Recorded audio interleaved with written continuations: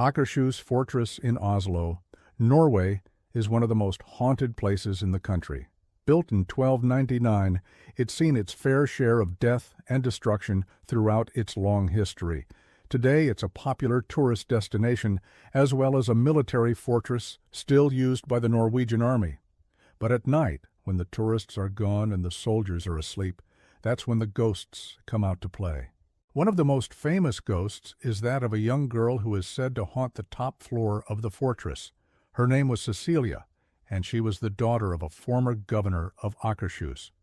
In 1673, Cecilia's father arranged for her to marry a man named Olaf.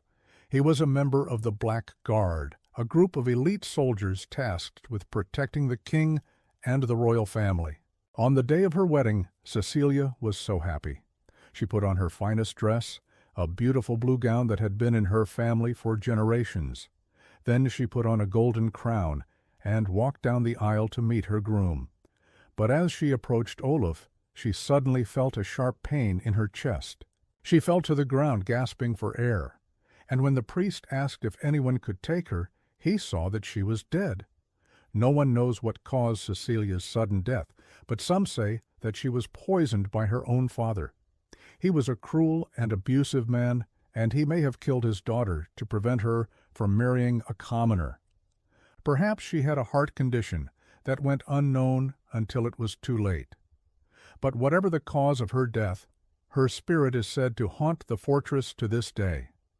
People have reported seeing the ghost of a young girl wearing a blue dress and a golden crown, wandering the halls of Akershus. Some have even heard her footsteps echoing through the empty rooms or felt a cold spot where she once stood. But Cecilia is not the only ghost that haunts Akershus. During the 1800s, a cannon was placed outside the fortress.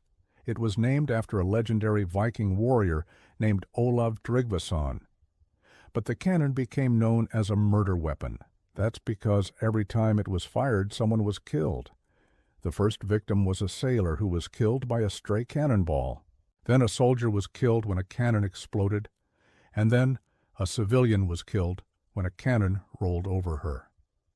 If Olav Tryggvason was fired, someone would die. Of course, we now know that this was just a horrible coincidence.